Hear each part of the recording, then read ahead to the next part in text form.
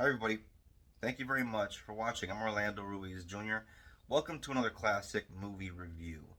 I am talking about a classic thriller that came out back in 1983, based on a book written by a master of the macabre, Stephen King, directed by another master of horror, John Carpenter. Yeah, I'm talking about the movie about a young boy and his car. No, not Transformers. Christine. As a kid that was born in the early 80s, I did grow up watching a lot of classics and a lot of 80s movies, but this is one of those movies that slipped by my radar and I heard a lot about growing up. Finally sat down to watch it in my early 30s for the first time, and so I don't have like a super attachment to this movie, any kind of nostalgic feelings about it. It's just a movie that I wanted to watch because I am a fan of John Carpenter's work. I love Halloween. I love The Thing. I love The Fog. I love They Live, and a lot of other movies that he's made.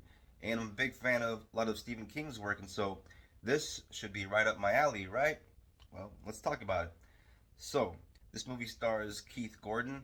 Keith Gordon is a guy that you can see in movies like Jaws 2. He was also in Dress to Kill in a small part. Brian De Palma's 1980 thriller.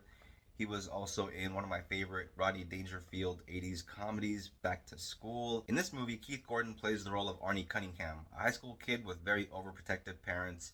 Because of his parents, he's a bit on the repressed side. He has self-esteem issues. He's a bit on the nerdy side and a bit awkward. And in the movie, he has a good friend, Dennis, played by actor John Stockwell.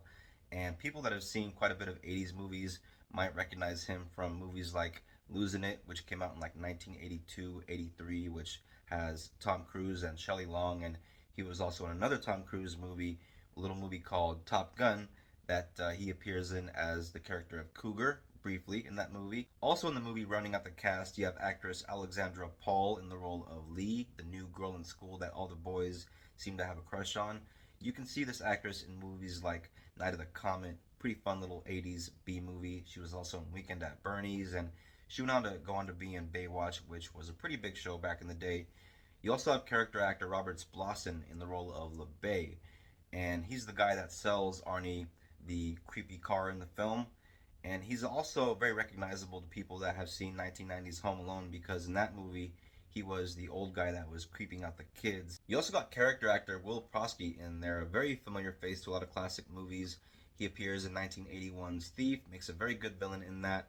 He was also in a very funny comedy from 1988 with John Candy and Dan Aykroyd, The Great Outdoors, and he was also in Gremlins 2 and Last Action Hero with Arnold Schwarzenegger.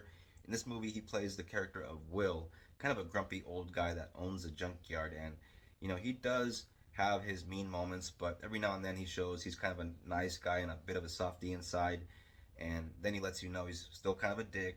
But yeah, he's the funny old guy that lets Arnie use his junkyard for storage when his parents won't let Arnie take it to the house and just use the driveway because they're ashamed of the way the car looks. Because when he buys the car for pretty cheap, it's very beat up and very in need of fixing. And so they established that Arnie has been taking shop with his buddy Dennis, and so pretty slick and clever way for the movie to kind of just have Arnie have the ability to work on his car. At the very start of the film, we see a little bit of the origin of the 1958 Plymouth Fury that's going to be owned by Arnie in the film.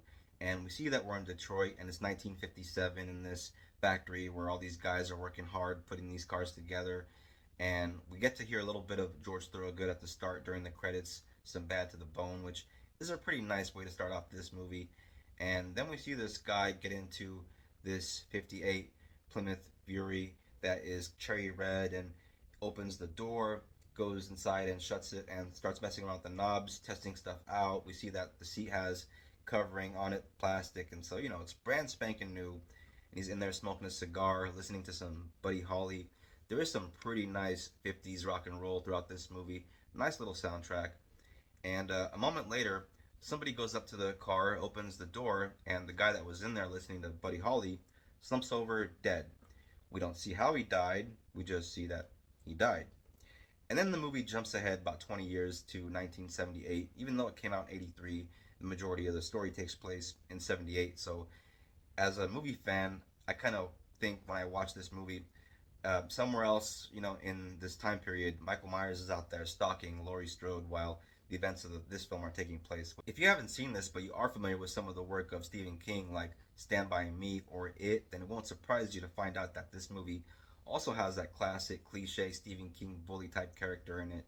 In this movie, he's called Buddy. He's like a wannabe, like greaser type character, tight shirt, muscle shirt, and blue jeans, and luxurious white boy fro that was pretty common back in the late 70s, early 80s.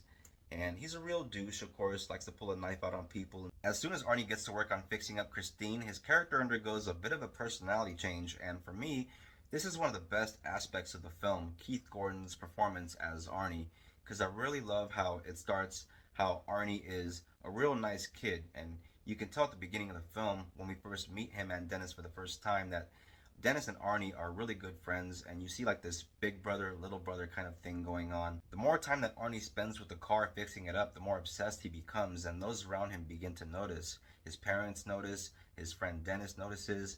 They also notice changes in Arnie's behavior and demeanor and his attitude. Arnie loses the glasses. He starts to gain like this self-confidence, and he even goes as far as pulling the new girl. And then, of course, there are some characters throughout this movie that don't make it all the way till the end because they befall a tragic fate at the hands, no, excuse me, at the wheels of Christine, the evil car in the film that is possessed by something that, well, we don't know because the movie doesn't reveal it to us. And this is one of those things that kind of gets on my nerves when I watch this movie. And I understand maybe you have to read the book to find out why the car is the way it is, why it's evil.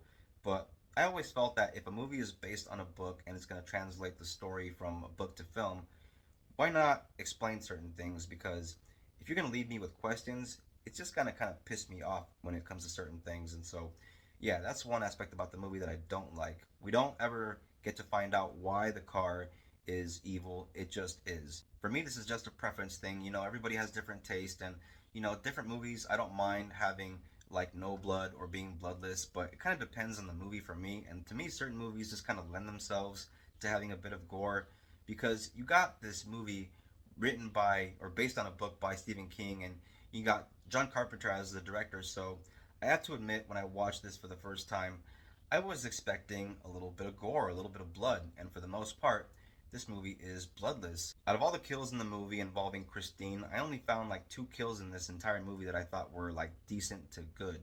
One is in a garage where there is a bit of implied gore with a pretty cool explosion and a cool visual, and the other one is another cool visual, no gore, but it still looks pretty cool with somebody being run over by a flaming Christine, and then you see a body on the ground that is flaming after it's ran over, and that stuff is pretty cool, I have to admit.